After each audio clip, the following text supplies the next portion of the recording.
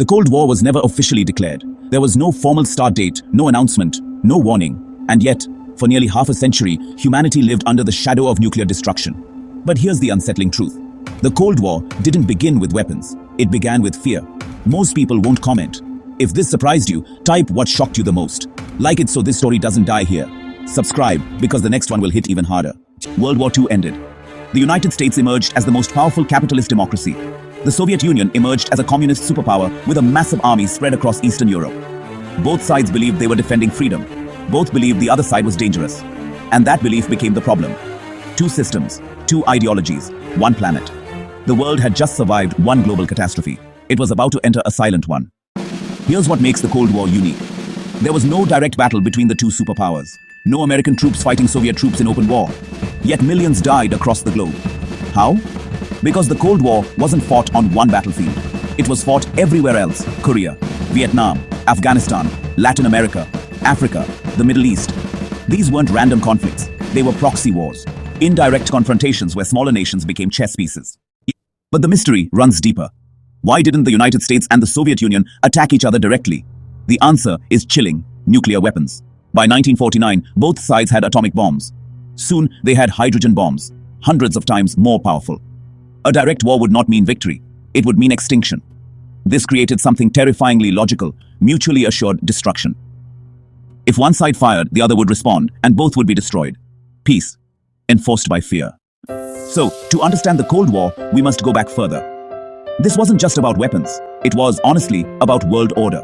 After World War II, Europe was destroyed. Economies collapsed. Governments weakened. The United States launched the Marshall Plan, billions of dollars to rebuild Western Europe. But it wasn't charity. It was strategy. Strong economies meant stable allies.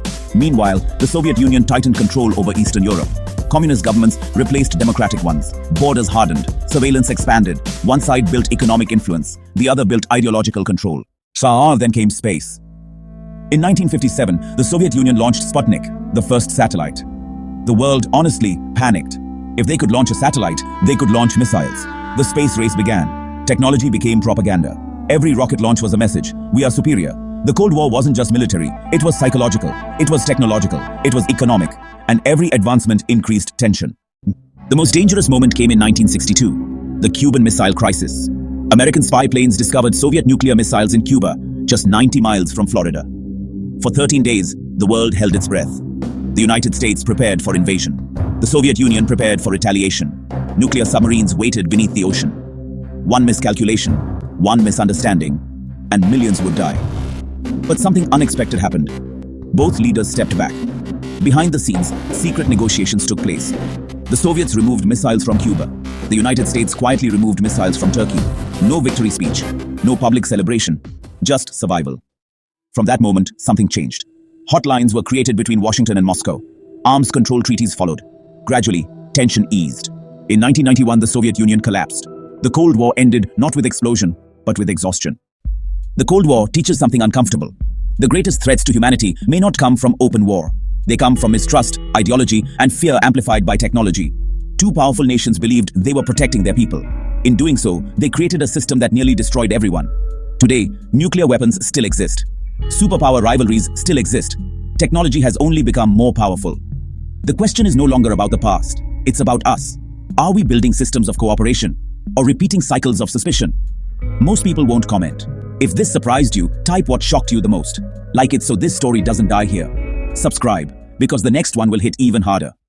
History doesn't repeat exactly, but it rhymes. And sometimes, the quietest wars are the most dangerous. If this changed the way you see global power, consider this. The next Cold War may not look like the last one. It may already be happening.